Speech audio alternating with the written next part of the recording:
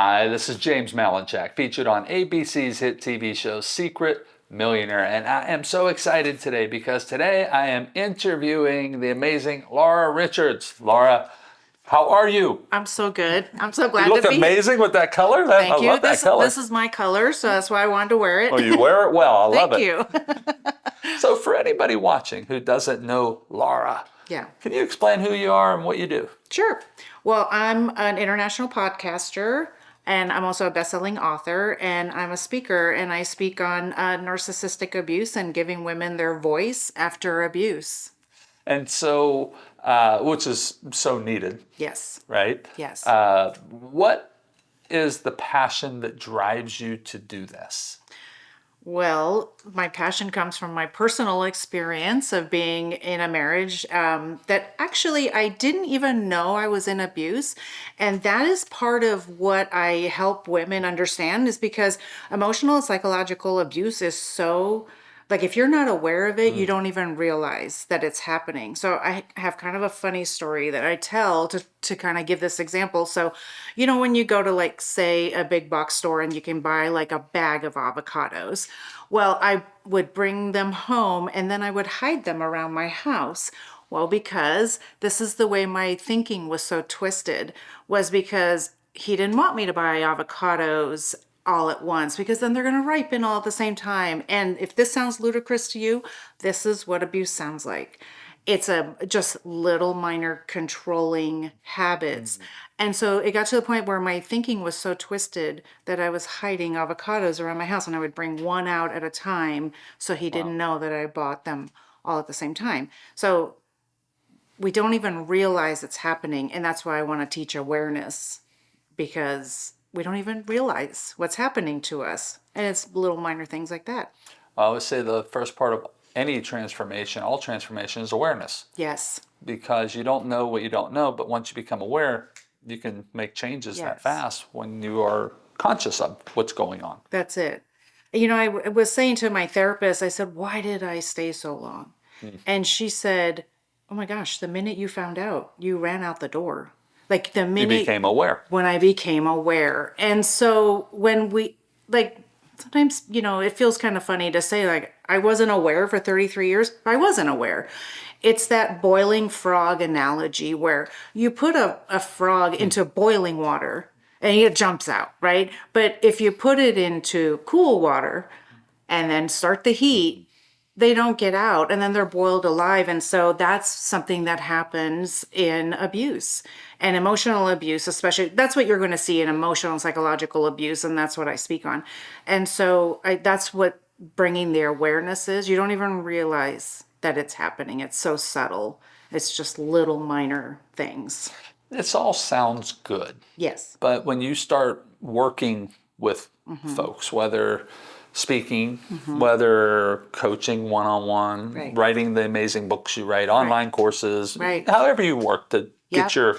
your information and transformation out, someone starts to kind of hear you go through it, and, Yeah. and then there are challenges that pop up. Right. Right? And then your amazing work over the years, I'm sure you've seen some common Yes. roadblocks or Yeah. challenges that pop up, Yeah. or blind spots. Right. What would you say are two or three that maybe hold someone back from progressing and moving forward? It's a great question, because it always comes down to that self-esteem and really your value. And so that is another. And how you feel worthy, probably. That's exactly it. And so how you're feeling about yourself is really going to drive how you decide, right, what you're going to do next. And unfortunately, we've been taught wrong. It's not our fault, but we've been taught wrong how to, we've been taught that we have to be polite all the time. Maybe even if people are being rude to us, but we're polite.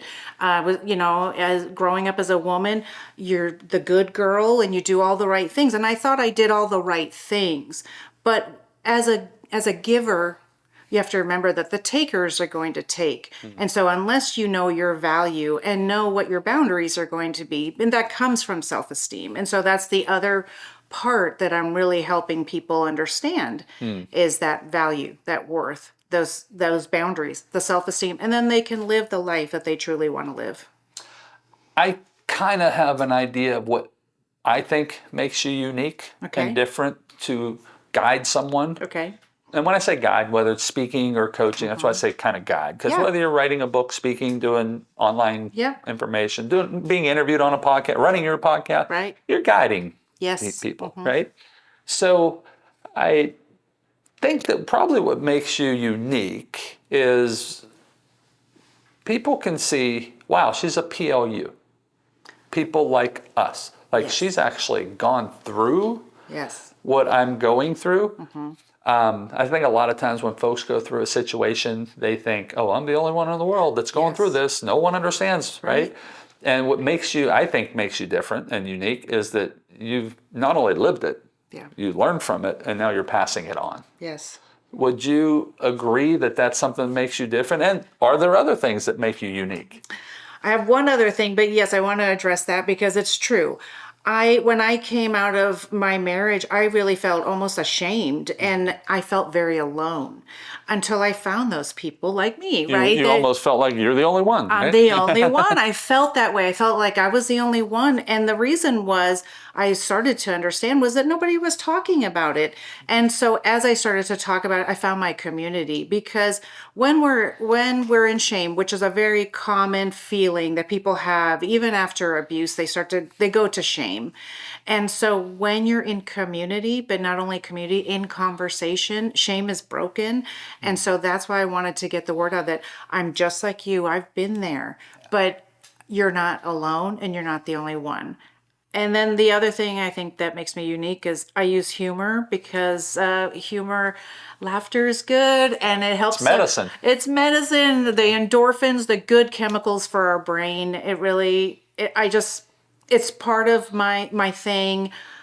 I don't make light of the situation, but we laugh about it and get those good chemicals back in our brain.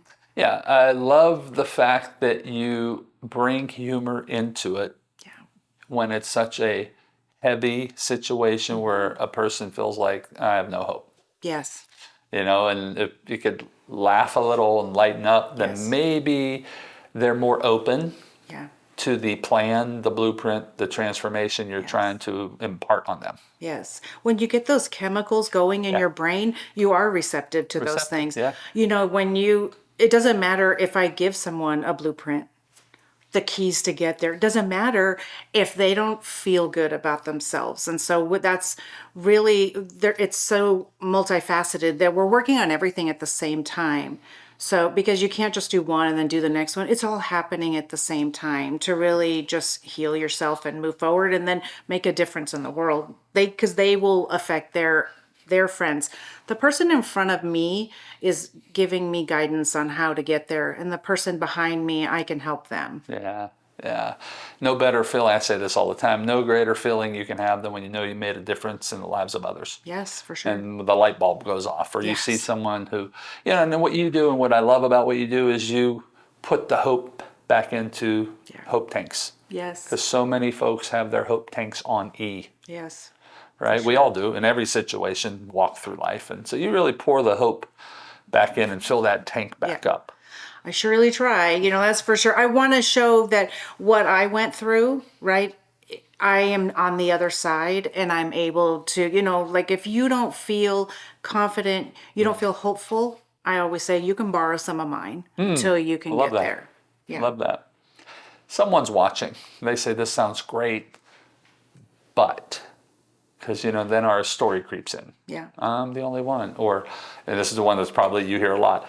But she doesn't understand. My situation's different. Yeah. It's not like everyone else's, right? I want you to talk to that person watching who thinks, boy, I'd love to work with Laura, but I don't know. I don't think people understand what my situation is. What would you say to that person? Well, I've been where you are. And when I left my marriage, I thought I would never be happy again. But I've been able to come out of that pit and find joy again. And I know that you can too, because I've done it. And I really, truly never thought I could be happy again. And with different things, doing different things in my life, I was able to do that. And I want to help you and give you the guidance to do that, because you can be happy again. No matter your situation, there are steps and there are ways that we can get there. I know we can. And you can find joy again. Laura, thank you. That's so amazing. I love the work you're doing. Thank you for being having here. me. Thank you for sharing with me. Of course. Thank you for having me. I appreciate it. I'm James Malinchak. Thank you so much for watching.